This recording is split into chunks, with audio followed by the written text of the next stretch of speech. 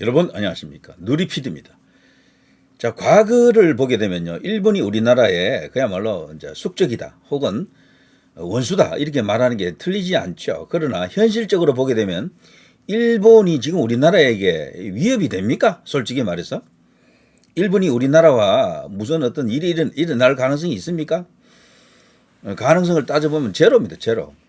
일본이 우리나라와 뭐 군사적으로 충돌한다거나 이런 일이 일어날 가능성이 없다라는 거죠. 독도 이슈가 조금 예민하긴 한데 일본은 주변 국가들 특히 이제 섬을 놓고 다투는 나라가 뭐 러시아와도 다투고 우리와도 이제 이런 일이 있고 중국하고도 문제가 있죠. 저 밑에 가면요. 근데 그런 일로 전쟁이 일어난다라는 것은 거의 이제 가능성이 없습니다. 그 땅 자체가 독도 자체가 워낙 작잖아요. 조그만하게. 그거보다도요, 실질적으로 대한민국에 위협이 되는 나라는 중국이죠, 중국. 중국은 호시탐탐 그 주변국들하고 마찰을 일으키면서 뭔가 영토에 야심을 갖고 있습니다. 영토적 야심을 갖고 있는 나라다. 이게 중요한 겁니다. 그리고 경계를 해야 된다면 일본이 아니라 중국이에요, 중국.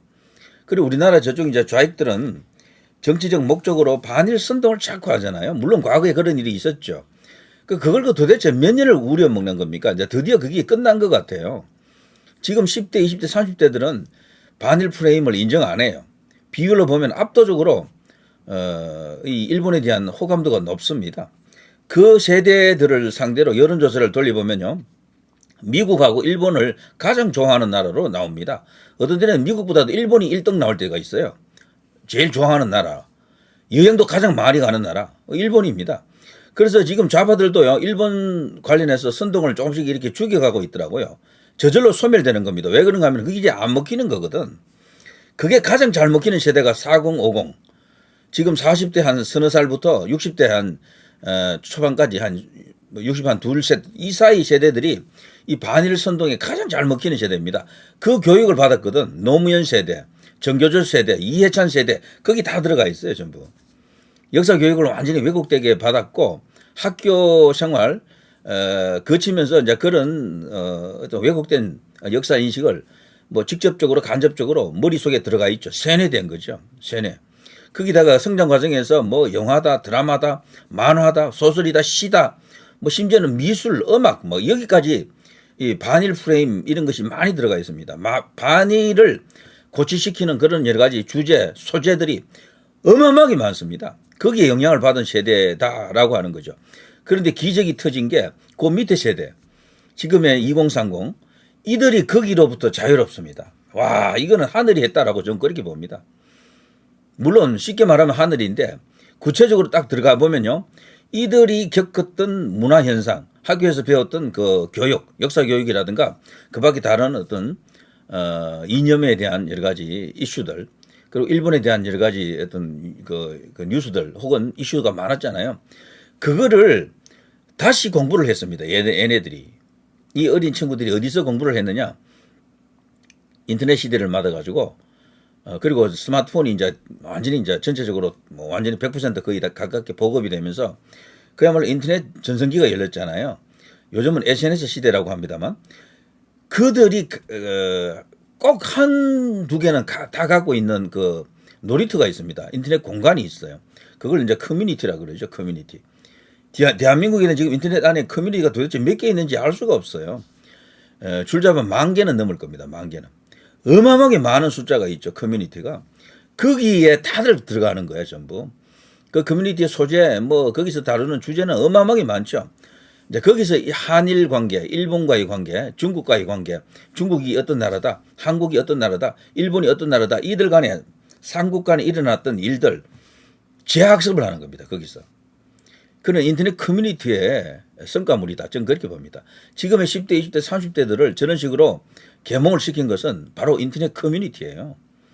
디스 인사이더, 일간 베스트, 그 밖에 많은 뭐 있습니다. 뭐 너무도 많아서 다 언급할 정도 수가 없을 정도입니다.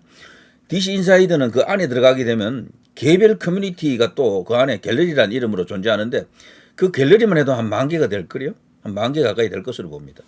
크고 작은 게 있겠죠. 자, 아무튼 그런 일이 벌어졌기 때문에 이제 더 이상 반일 선동, 반일 프레임은 먹히지 않는다라고 봐도 무방합니다. 앞으로 이런 식으로 한 5년만 흘러가게 되면 이제 더 이상 독도가 어떻고 저쩌고 뭐 강제징용이 어떻고 저쩌고 뭐 일본 위안부가 어쩌고 저쩌고 이걸 갖고 정치하는 시대는 끝났다라고 봐도 될 거예요. 문제는 이제 중국이죠, 중국. 그 중국이 드디어 본색을 드러난 여러 가지 정황이나 이슈가 많았는데 오늘 또 하나 긴급 뉴스가 나왔네요. 서해에 수상한 중국 구조물 한국 조사선 막아 한중 해경 대치 중에 있다. 야, 이게 중국입니다. 일본하고는 이런 일이 일어나지 않는다니까 이제는. 일본은 자유민주주의 국가예요. 거기는 다른 나라하고 전쟁할 수 있는 나라가 이미 아닙니다. 자신들이 침략을 받을 때만 전쟁을 할 수가 있어요. 가령 전쟁하겠다고 다른 나라 침략하겠다 한국을 치겠다 그러면은 일본 국민들 중에 도대체 누가 그 찬성하겠습니까? 찬성률이 10%도 안 나와요. 그러면 그걸 하려고 하는 정치 세력이 망하는 거지. 선거에서 이기지 못하는 거죠. 그래서 자유민주주의 국가끼리는 전쟁이 없다라는 이게 불문율처럼 하나의 진리로 되어 있습니다. 실제 그게 맞고요. 자유민주주의 국가들 사이에서도 어떤 국가적 이익 때문에 충돌이 일어날 수는 있습니다. 있지만 가능성이 거의 없는 거지. 지금 대한민국을 위협할 수 있는 나라는 사실 러시아도 아니에요. 유일한 나라는 북한도 아닙니다. 이미 북한은 대한민국을 위협할 정도 수준이 아니에요. 집어삼키기에는 한국이 너무 커져가지고 그거 먹다가는 지가 배가 터져 죽습니다. 뱀이 자기보다 큰 음식 삼키다가 먹이 삼키다가 배 터져 죽잖아요. 그거하고 똑같아요. 북은 이미 아니라고 봅니다. 그러면 딱 한 나라가 있어요. 중국밖에 없습니다. 영토적 야심 혹은 영토적 야심이 아니더라도 대한민국에 뭔가 위해를 가할 수 있는 유일한 나라다 이렇게 볼 수가 있겠죠. 자, 중국 서해 잠정 조치 수역에 철골 구조물 무단 설치 이걸 어업용이라고 주장하는 거 이거 속으면 안 됩니다. 저쪽 남중국해 거기서도요. 소위 이제 생카쿠 열도 중국에서는 다오위 다오 뭐 어쩌고 저쩌고 그렇게 부르는 데가 있죠. 거기도 인공 섬을 만들어서 어쩌고 저쩌고 난리 난 거 아닙니까? 여기 또 이런 짓을 하고 있다라고 봐야 됩니다. 중국 하는 수법이 뻔해요. 이래놓고 이게 우리 영토다. 이 주변 자기들 영해로 또 이렇게 선포할 겁니다. 중국 하는 짓을 보게 되면요. 중국은 그 주변에 14나라하고 국경을 맞대고 있거든요. 근데 그 14나라가 다 중국으로부터 빨림을 당해요. 중국으로부터 혜택을 받는 게 거의 없어. 미국하고 친한 나라들은 미국으로부터 오히려 많이 갖고 옵니다. 미국이 손해봐요, 사실은. 어떤 면에서는. 무역을 해도 미국이 손해. 뭐 그런 식이야. 기술은 세계 최고지만 좌우지간 어떤 그 구조가 그렇습니다. 그 경제 구조 때문에 일본, 한국, 대만, 홍콩 이런 나라들 보십시오. 싱가포르, 미국으로부터 어마어마하게 많은 그 무역 흑자를 내는 나라들 아닙니까? 그래서 미국은 중국하고 다르다니까요. 친미 국가들은 잘 사는 나라가 많아요. 오히려 발전하는 나라가.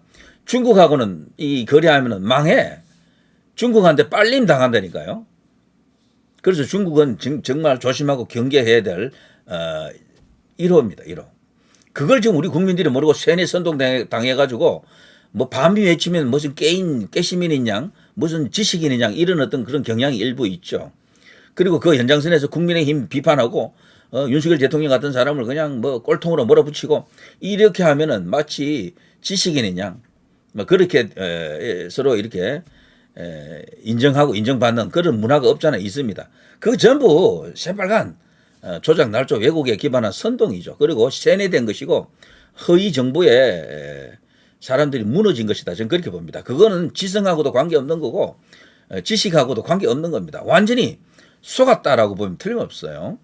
자, 아무튼 이 내용, 이 정말 기가 막힌 이야기인데요. 시진핑은 그 언젠가는 본색을 드러낼 것으로 저는 그렇게 봅니다. 그래서 미연에 어느 정도 막아야 됩니다. 지금 중국인들이 우리나라에 너무도 많이 들어와 있어요. 지금 매년 늘어나는 이게 추세로 보게 되면은 머지않아 중국인 500만, 1000만 시대가 올 수도 있습니다. 대한민국에. 자, 이어도 인근 서해 한중 잠정 조치 수역에 설치한 철골 구조물이라고 하는데요. 지금 우리 정부가 조사 들어가자 중국이 지금 이걸 막고 있다. 그래서 양측 해경이 지금 대치 중에 있다.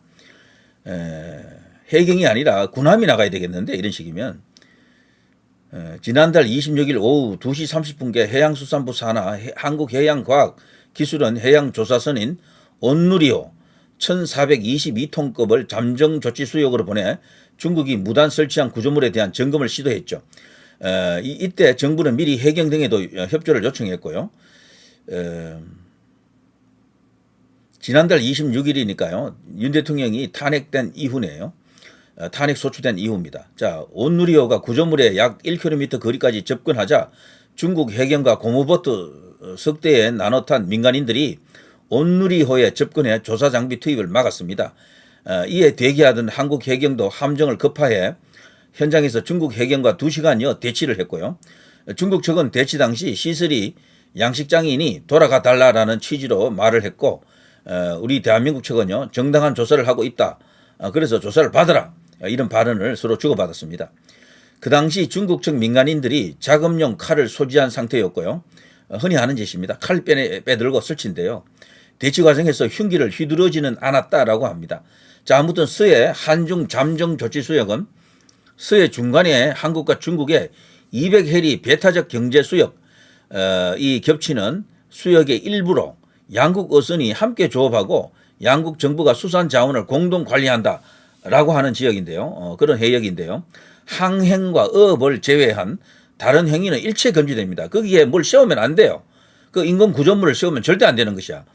하지만 근래 중국 측이 이 수역에 직경 높이 각 수십 미터 규모의 이동식 철골 구조물을 잇따라 설치하면서 영유권 주장의 근거를 만들기 위한 것이 아니냐라는 의혹. 이건 100%입니다. 그 남정국에서 일어났던 일이 여기서도 지금 재현되는 겁니다. 동중국해에 들어간다고 볼 수 있겠죠. 어떻게 보면은. 자, 중국은 지난해 4, 5월께 구조물 2기를 설치한 데 이어서 올해 초에도 구조물 1개를 추가 설치했다라고 알려져 있습니다. 중국 측은 구조물들이 양식을 위한 어업용이다라고 주장합니다만 말이 안 된다. 그동안 중국의 설치 의도와 구조물의 구체적인 쓰임 등을 주시해 오던 정부 당국이 현장 조사를 전격적으로 실시했고요. 여기에 중국 측이 반발하면서 결국 대치 중에 있다. 그리고 조사를 못한 거죠, 지금은. 자, 정부에서는 이번 사안을 포함해 중국의 구조물 설치 전반에 대해 중국 측과 소통하며 적극 대응한다라고 하는데요. 당장 밀어붙여야 됩니다. 이거 중국은요, 이게 틈을 주게 되면 완전히 자기 것으로 굳히는 그런 어떤 일이 있습니다. 자주 있습니다. 이런 것들이. 그리고 처음에 사전에 봉쇄를 하거나 처음에 봉쇄 못했다 하더라도 초장 박살을 내야 됩니다. 초장 박살. 해경으로는 안 될 것 같아요. 제 생각에는. 해군이 나가야 됩니다. 나가서 그냥 끝장을 봐야 됩니다. 이번에. 그야말로 여기 네이버에 댓글 위에부터 쭉 올라온 거 보니까요. 세계의 악, 북한, 중국, 민주당 이렇게 되어 있네요. 천년의 주적, 중국. 옆에다 똑같은 거 설치하면 되는 거 아닌가? 더불어공산당에서 계급품 물고 반대하려나? 자, 우리도 말이죠. 정안되면 똑같은 거 설치해야 됩니다. 우리도 그 수역에 철 구조물 훨씬 큰 걸로 한 30개 설치해라. 야, 이렇습니다. 이게 정말, 이게 바로 중국이다. 그리고 제 이 이메일에 이런 또 중국 관련해서 이런 또 제보를 해 주신 분이 있네요. 지금 광장에서 집회하시는 분들 주변으로 경찰들이 왔다 갔다 하죠. 거기 보면요. 선글라스를 착용한 경찰도 보일 겁니다. 이게 웃긴다라는 거지. 여름을 규칙적으로 계절에 선글라스 접근 권한 한국 경찰은 868 특경대 사이카 교통경찰뿐이야. 그러니까 이게 경찰 중에 이 선글라스를 착용할 수 있는 것은 사이카, 그것도 여름에 국한에서 가능하거든요. 근데 지금 이 선글라스 끼고 왔다 갔다 하는 경찰들이 과연 한국 경찰이 맞느냐라는 겁니다. 헌재 앞 기동대 팀장에게 물어봤다. 왜 한국 경찰이 겨울에 선글라스 쓰고 다니나? 이 말을 이제 듣고 이 사람들은 이렇게 말하네요. 경찰이 선글라스 끼고 있으면 그건 한국 경찰이 아니다. 868 특경대 사이카 교통경찰 외에 근무 시 선글라스 착용하면 안 된다. 그런 규정이 있다라고 합니다. 여름에는 상황에 유동적인데 지금 이런 것은 이 중국에서 온 가짜 경찰이거나 아니면 중국에서 진짜 파견된 지금 한중 간에 경찰 이렇게 서로 그 협조하는 어떤 그런 관계 아닙니까? 그 연장선에서 중국에서 이런 식으로 급파된 뭐 그런 존재들이 아닌가 이렇게 지금 보는 거죠. 굉장합니다 지금. 그리고요 또 이것도 제보해 온 건데요. 중국 컨텐츠 공유 플랫폼 샤오 홍슈 어플에서 한국에서 경찰 대기라고 검색해 봤다. 한 명 한 명 클릭해서 피드 들어가 보니 게시글 하나하나 다 읽고 해석하지 않아도 얘네들은 한국 사람 아닌 건 확실하다. 경찰 지원하는 방법 상세하게 적어놓고 한국 경찰 되자. 그리고 한국 가서 경찰 놀이하자. 이런 식으로 서로 내용을 갖고 서로 이렇게 자랑하고 공유하고 그런다라고 합니다.